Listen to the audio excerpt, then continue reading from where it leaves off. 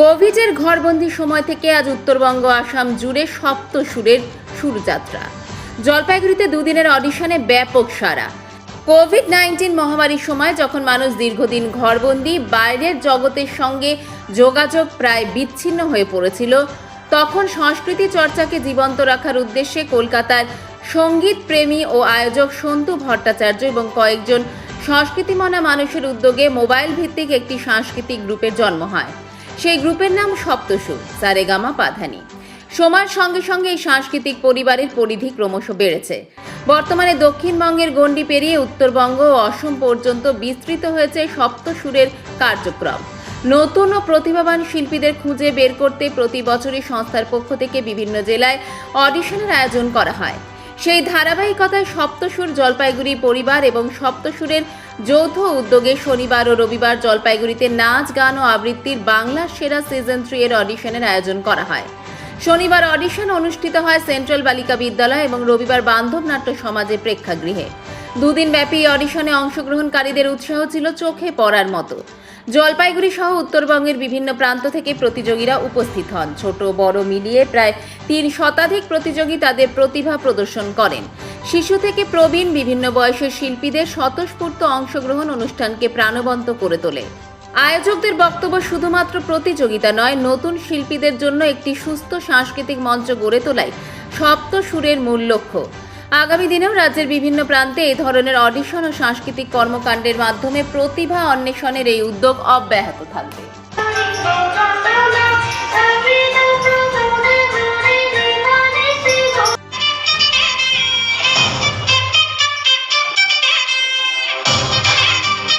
আমরা গত বছর নয়, আমরা সিজন 1 মানে 2023-24 গত বছর 2025 সিজন 2, এবছর সিজন 3। আমরা স্টেপ বাই স্টেপ এগোচ্ছি। আমরা প্রথমবার যেভাবে করেছিলাম, দ্বিতীয়বার আমরা যেটা করেছি, প্রথমবার আমরা একদম একটা ফার্স্ট যেরকম হয় সেভাবে স্টার্ট করেছিলাম। সেকেন্ড টাইম আমরা একটা টিভি চ্যানেলে গেছিলাম, চ্যানেল ভিশন। এবার থার্ড টাইম আমরা তারা টিভির টেলিকাস্ট পার্টনার পেয়েছি।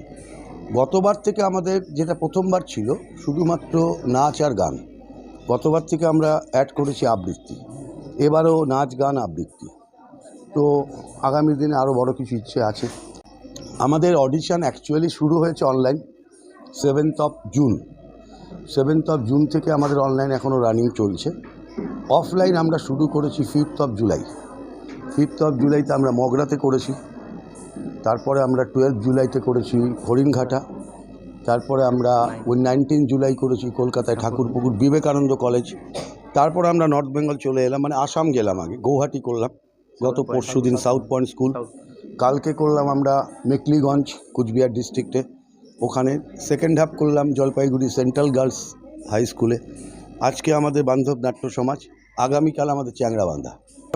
প্রথম জিনিস একটা করতে গেলে একটু তো সব রকম কন্ডিশন হয়ে যায়, কন্ডিশনে পড়তে হয়। বাট সেকেন্ড টাইম আমরা ভালো সাড়া পেয়েছি। থার্ড টাইম এবার আমার ধারণা বা আমাদের সবার ধারণা যে অনেকটাই এগিয়ে গেছি। এরপরে আমাদের কাঁচরাপাড়া আছে 2nd of August, 9th of August কলকাতায় আছে। সপ্তসুর গ্রুপটা আমি ক্রিয়েট করেছিলাম 2021 সালে করোনার সময়। 2022 সালে আমি এপ্রিল মাসে এসে নীলেশ দাশগুপ্তর হাত ধরে এখানে জলপাইগুড়ি ইউনিটটা খুললাম এবং 22 থেকে 26 জলপাইগুড়ি ইউনিটটা একটা চাঙ্গা অবস্থায় এখন চলে এসেছে। সপ্তসুর জলপাইগুড়ি ইউনিট তৈরি হয়েছিল 2022 সালের এপ্রিল মাসে। তখন থেকে চলছে এবং খুদে শিল্পীদের নিয়ে আমাদের এই পথ চলা শুরু। এখন অনেকে তাদের গার্জিয়ান সহ আমাদের সপ্তসুর পরিবার অনেক বড় জলপাইগুড়িতে। দারুণ ভালো। প্রথমবার যখন শুরু করেছিলাম তখনও খুব খারাপ সাড়া পেয়েছি বলবো না, কিন্তু প্রথমবার শুরু তো যেটা স্যার বললেন, তারপরে ধীরে ধীরে গত বছর যা সাড়া পেয়েছি এবারে মানে অভূতপূর্ব সাড়া। যেমন আসাম তেমনি ওয়েস্ট বেঙ্গলের প্রত্যেকটা প্রান্তে। আর জলপাইগুড়ি গতকাল সেন্ট্রাল গার্লসে আমাদের অডিশন রাত্রি 8টা অবধি চলেছে।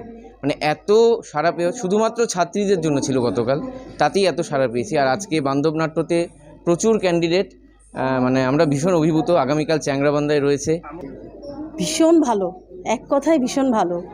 মানে এই সমস্ত অনুষ্ঠানে বহু এরকম শিল্পী আছে যারা সুযোগ পায় না, বা যারা সেরকম শিক্ষা প্রতিষ্ঠানের সাথে যুক্ত নয় অথচ তাদের প্রচুর মেধা আছে, তারা এইসব অনুষ্ঠানে এসে ছোটো ছোটো ক্ষুদে ক্ষুদে বাচ্চাদের দেখতে পাচ্ছি, বা বড় অনেক আছে যারা ম্যাচিউরড হয়ে গেছে, সে সমস্ত দিদি বলুন, মা বা মানে মায়ের মতন বা বড় যারা দিদির মতন, তারাও যে বয়স হয়ে যাওয়ার পরেও যে এই অনুষ্ঠানে এসে একটা সুযোগ পেলো, এটা দেখে আমি ভীষণভাবে আপ্লুত, গর্বিত। আমি এখানে অডিশন দিতে আসি গ্র্যান্ড ফিনালের চেষ্টা করার জন্য, পার্টিসিপেট করার জন্য গ্র্যান্ড ফিনালে।